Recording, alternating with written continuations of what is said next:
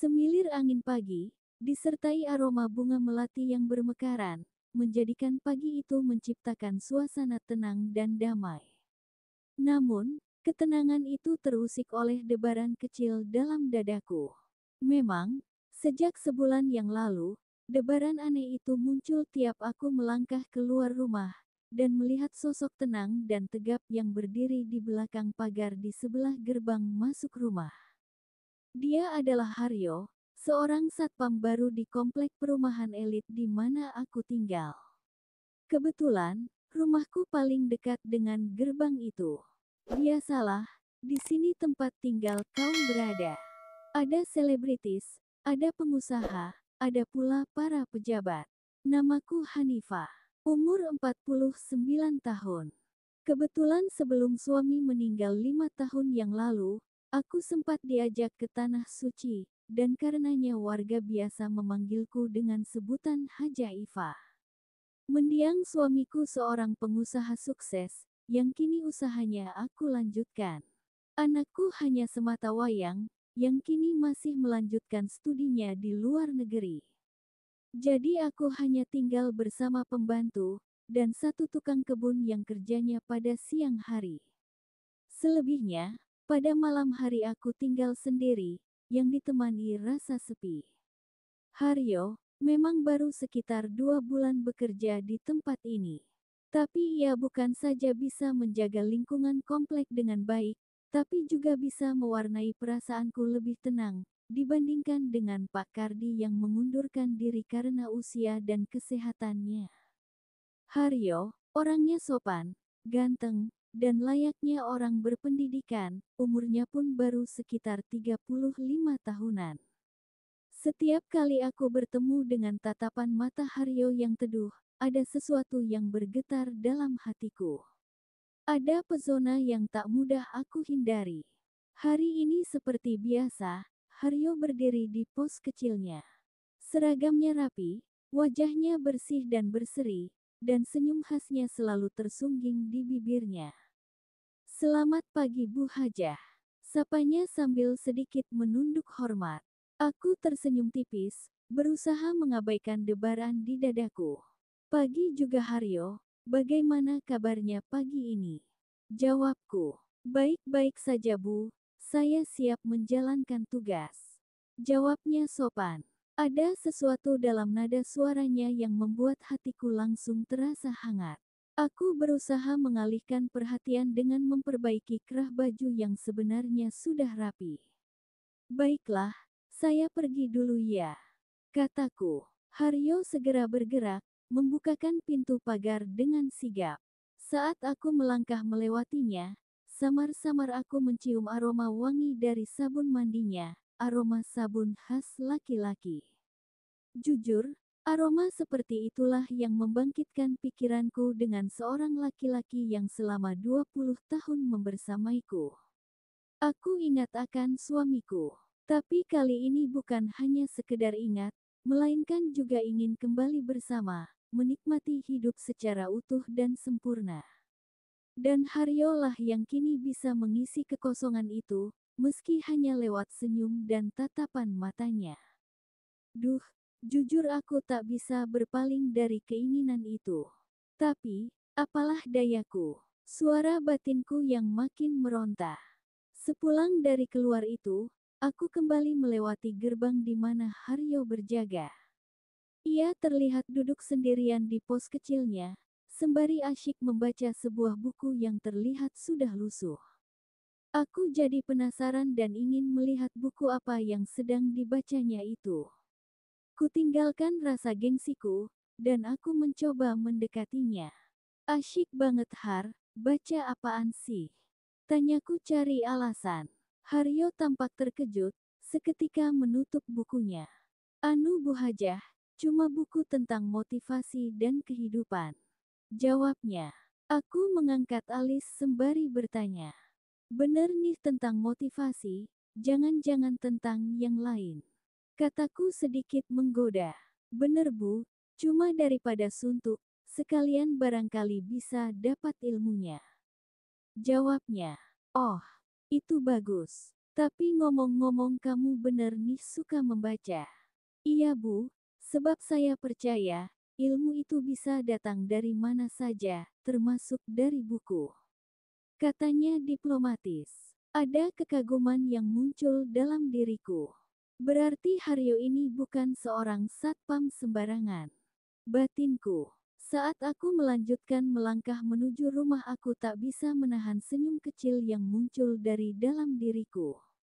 Mungkin saja perasaan ini bukan sekedar kekaguman, tapi sudah masuk pada ranah yang lebih dari itu.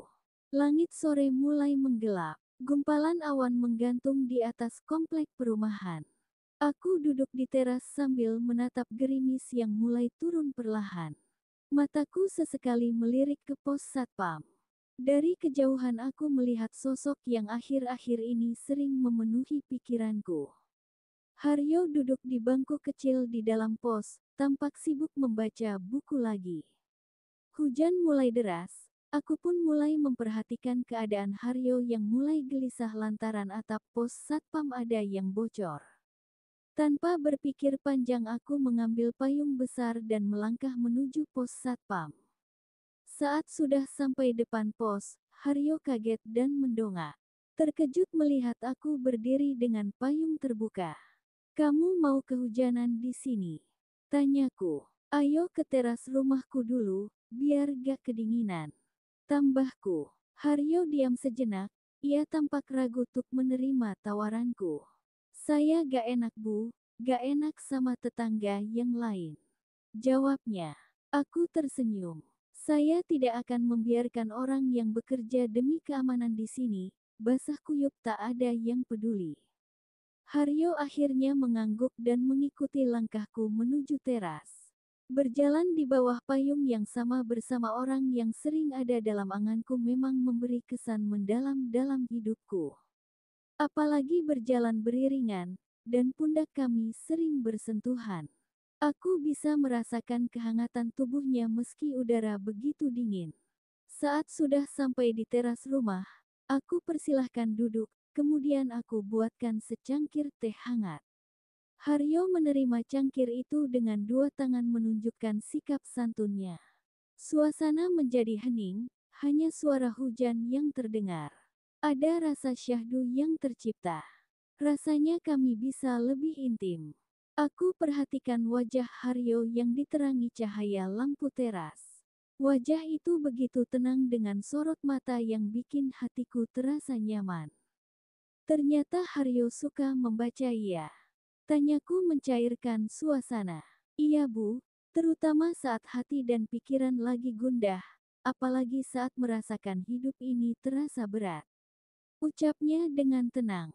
Aku menatapnya, ada makna tersembunyi di balik ucapannya itu. Hidup terasa berat, ada masalah apa?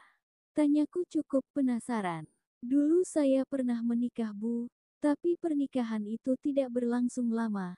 Kemudian kami berpisah, dia meninggalkan saya beberapa tahun yang lalu. Sejak itu, aku hanya fokus bekerja dan berusaha membangun hidup kembali. Jelasnya dengan tatapan matanya kosong. Ada keheningan, aku bisa merasakan apa yang tengah dialami Haryo. Tanpa sadar, aku ulurkan tangan, kemudian menepuk dan mengusap punggung tangan Haryo dengan lembut.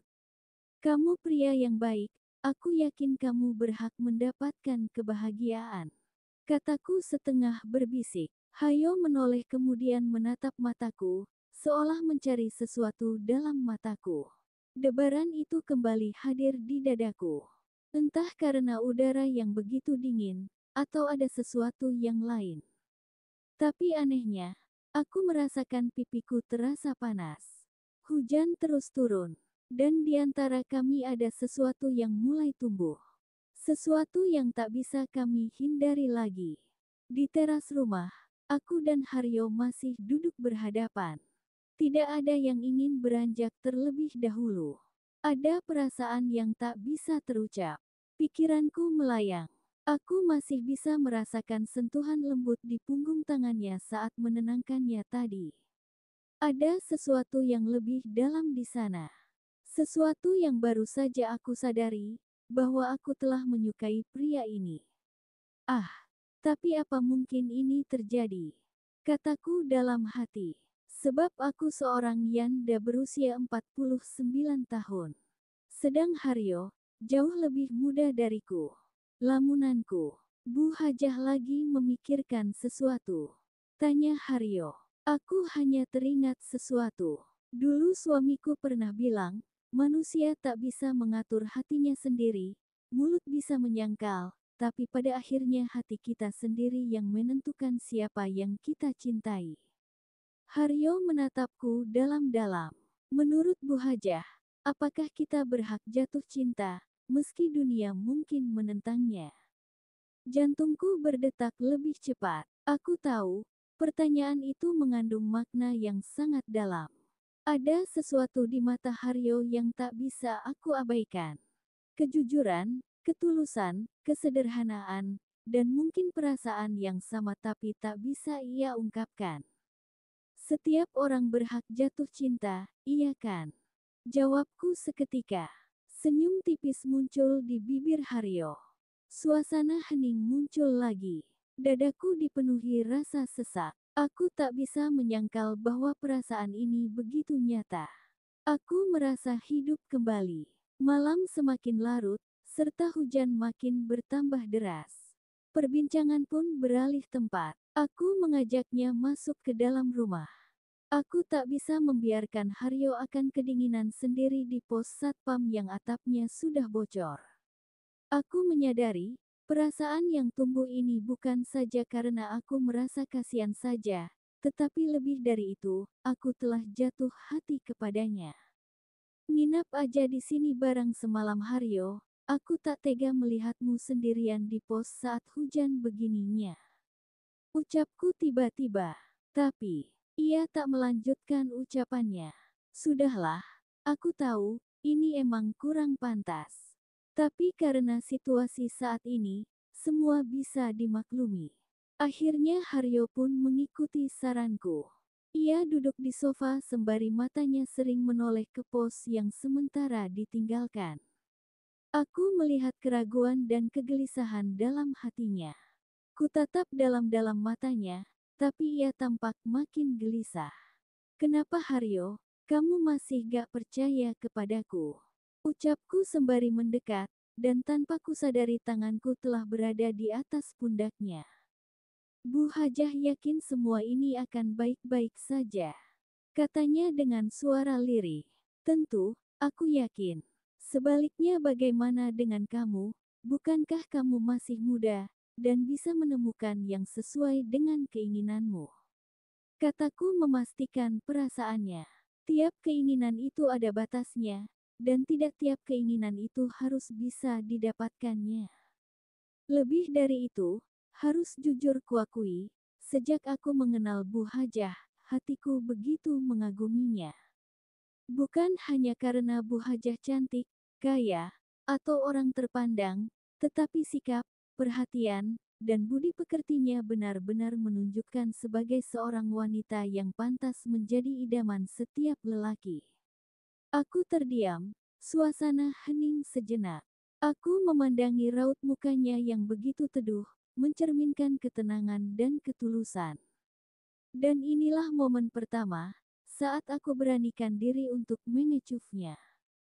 Bagai tetesan air, semula yang hanya rintik, kini telah menjadi hujan deras, hingga air pun mengalir membasahi persada yang sekian lama telah kering. Pindah yuk, di sini gak enak kalau sampai kelihatan dari luar. Ucapku yang sudah tak bisa mengontrol lagi. Malam ini, akhirnya awal kehidupan baruku pun telah tercipta. Batas-batas antara sang penjaga dan yang dijaga itu telah terkikis oleh derasnya arus asmara yang begitu menggelora. Pagi, sebelum panggilan berkumandang dari berbagai penjuru, Haryo telah kembali ke pos kecilnya. Meski begitu kami telah berjanji untuk kembali bertemu di tempat ini.